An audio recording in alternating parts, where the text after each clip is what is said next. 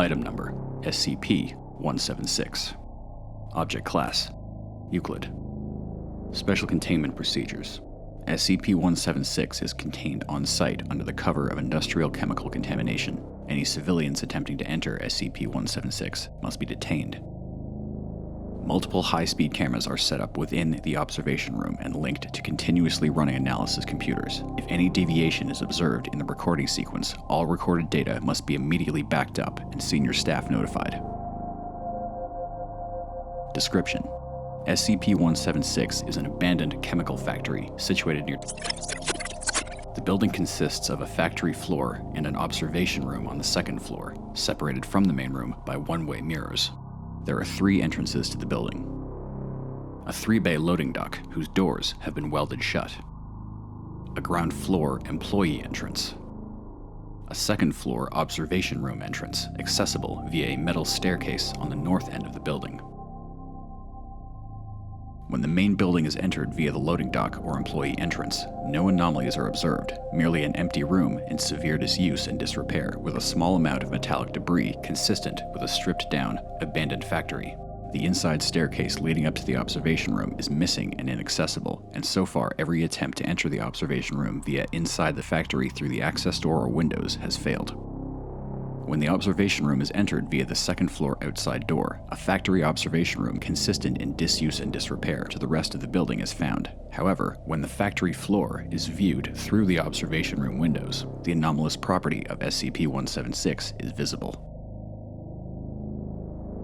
The view from the observation room windows shows a static, repeating scene that lasts approximately 11.3 seconds before repeating. Visible through the window is a room of the same dimensions and layout as the factory floor, but painted white and sterilized.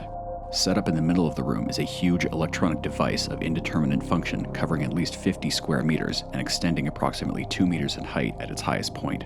5 individuals in white clean suits appear to be working on the device.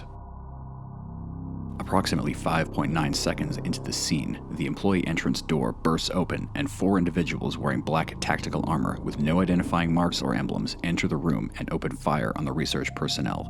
At 11.3 seconds, the device in the center of the room emits an intense flash of light and radiation, and the scene resets. Analysis of thousands of instances of the scene has shown no variation in the sequence. So far, all attempts at interacting with the scene have failed. Any attempts to breach the window or door from within the observation room are met with resistance inconsistent with the suggested strength of the materials comprising their frames. To date, all attempts that have resulted in successful penetration of the door or window have resulted in the damage being instantly reverted along with the sequence during the burst of light. Any tools or limbs extended outside of the observation room are cleanly severed and have never been found. Research is ongoing into the nature of the device at the center of SCP-176, as well as the identities of the individuals involved. Addendum 176-1. Further analysis of individuals in SCP-176. Analysis has yielded the following information regarding the individuals visible in the scene. Unidentified Researcher 1. Male Caucasian, approximately 40 years of age, with brown hair and green eyes. Stands in the southeast corner of the room, reading from a standing monitor. Hit 3 times in the chest by automatic fire at approximately 8.1 seconds and appears to be killed instantly. Unidentified Researcher 2. Male Asian, approximately 35 years of age, with black hair and brown eyes. Stands to the left of Researcher 1. Carries a clipboard with indecipherable writing on a notepad. Hit once in right shoulder at 8.0 seconds before dropping to the floor, out of sight behind the device. Unidentified Researcher 3. Female Caucasian, approximately 40 years of age, with brown hair and amber eyes.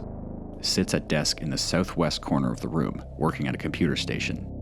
Is out of the line of sight when the gunfire begins and takes cover under the desk. Appears to be reaching for a weapon of some sort shortly before the end of the sequence. Unidentified Researcher 4. Male Caucasian, approximately 45 years of age, with brown hair and indeterminate eyes. Stands in front of the device to the northeast with his back to the observation room. Shot twice in the head at 7.2 seconds. killed instantly. Unidentified Researcher 5, male, indeterminate. Stands in the northwest corner of the room, mostly obscured, presumably shot at approximately 7.8 seconds and drops down out of sight.